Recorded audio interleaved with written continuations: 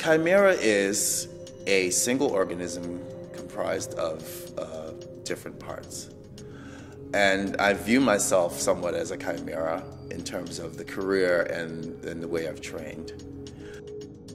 I decided I wanted to use that name because I felt that that's who I am. Everything that I've ever done has been comprised of many different parts, and me pulling it into this one organism myself. And now for me moving forward, it's for me to have a company that is comprised of different types of people and different types of ideas coming together through collaboration and creating a unique creature.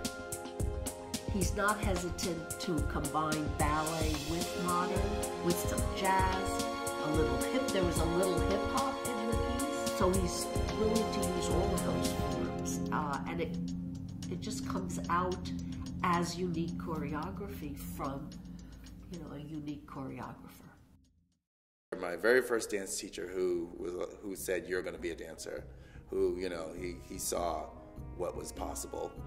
He wrote me a letter and he said, "Go to LaGuardia on this date at this time." I remember I was in my office and one of the judges, I don't judge, but one of the judges came and got me and said, "You got to take a look at this kid." And I met Mrs. Mathesius, and it was a small little group of us, and we came and we took a ballet class, and then we did our solos. They said, "You got to see this guy. He's got to, we're going to have him do his solo again. You just got to take a look at him." And I got a call very quickly, like after I was done auditioning, later that day, that I would be coming to LaGuardia, which of course I was ecstatic. We want a child who has passion and who moves through the space like a rocket. Dancing was my first and true love, and for me that was the only thing that I wanted to get to. At the time I was 15, I was performing with Desmond Richardson, Dwight Rhoden, Michael Joy, all these amazing men from the Alvin Ailey American Dance Theater, and a few soloists from American Ballet Theater. After that I danced with several really wonderful big contemporary modern and ballet companies. I danced with Philadelphia for several years, and then I moved on to Dance at Harlem. I love the fact, and you mentioned it, that he went from a student to a professional dancer for quite a few years, and now has moved, in a sense, to a teacher, and now an artistic director of his own company. I had some to do with it, not so much, but some to do with it, but much of it is William. It's in his soul. Some mentors inspire just by their being. Other mentors help kids progress. As a mentor, I basically helped William by giving him rehearsal space and then by giving him the chance to choreograph. He didn't get support at home in any of his endeavors. And then I think, being gay in high school, even though this is a very open place, it's still kind of hard for a guy, and I'm sure his mother didn't approve. For her, when I first started doing the whole dance thing, she was like, "Well, what's going to happen? What kind of career are you going to have?" She was, worried for me. And I always felt there's an obligation for me to be successful on that end because she worked so hard. I called her right before his graduation dance concert because she had never come to anything that he was in, and asked her, wouldn't you like to come and see him? This will be the last time he dances in high school. But she said no, she wasn't interested, so she never saw him dance. Now, I don't know if she saw him dance when he was with Ailey. I don't know. Or at Juilliard, I don't know. But certainly during high school, she never saw him dance. It's very unfortunate because my mom passed in 2007, so she didn't see any of my performances at LaGuardia. She didn't see any of my performances with any of the companies that I danced with. But she knew. I would bring home programs, and she was always talking to her coworkers at the hospital that she worked at about what I did, and she was very proud. And, you know, for me, that was really great in when I was in my 20s, when, you know, I was really going out and performing, that she felt proud of what I was doing and accomplishing.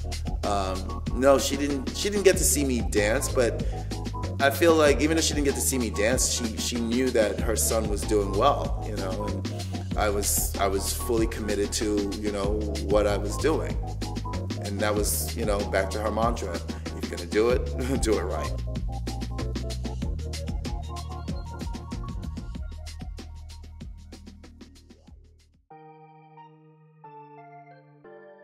I'm working with William Isaac and his new dance company, Kymera Dance. I'm so blessed because I don't know where I would be at after high school. I was stressing about it, but God He had a plan for me. So I'm now working with Kymera Dance. Part of my plan for what I'm doing with this company is really just to nurture the next generation. I'm really trying to reach and give back. Through the process of working and creating Hive Mentality, I got to see the ability that she had. And in that, I said, wow, this is, you know, really an amazing talent. People have to see this. People have to understand what this is. And ever since then, I guess he saw the talent in me. So he decided to be, you know, now he's actually my mentor. And I'm so blessed to have him as a mentor. He's great. It's very important that, you know, we create the platform that allows the younger generation to have somewhere for them to really come and work with skilled artists in different levels of their career. He's told me recently to dig deeper within myself. And as I dig deeper within myself, I found out I move better. I zone out. We had a performance, I think it was last week at City Center. He was like, you need to dig deeper within yourself. Find out what type of dancer you are. And when I did that, I mean, it doesn't come overnight, but I started to put it into my body. And as I did that, the movement became easier. It was just more fun to dance. It was fun before, but it was just more, I discovered something new. And that's great about being a dancer. You discover different things. Every time you go on stage, you discover different things with your body. I really wanted to make sure that she had her moment to be seen in this piece. I mean, just an amazing talent, truly. And plus those gorgeous eyes. Art is everything. It's everything around you. Everything around you is art. Somebody who made the chair that you're sitting on is an artist. The person who made the machine that now makes multiples of those chairs is an artist. The thing that makes what I do, I feel a little bit more different, is that I'm working with human beings. I'm turning human beings into living artists. And doing that, that transforms the way you consciously think about how you're molding and how you're shaping the environment, but also the actual person that you're working with. I can't, you know, get overly philosophical on what art is, because that debate will go on forever. I'm sure people will say, oh, that's art and that's not art. But to be very honest with you, I view art as everything around me. I love the way I live my life. Everything that I've done in my life, I've had absolutely no regrets. Being black, being gay, being from the Caribbean,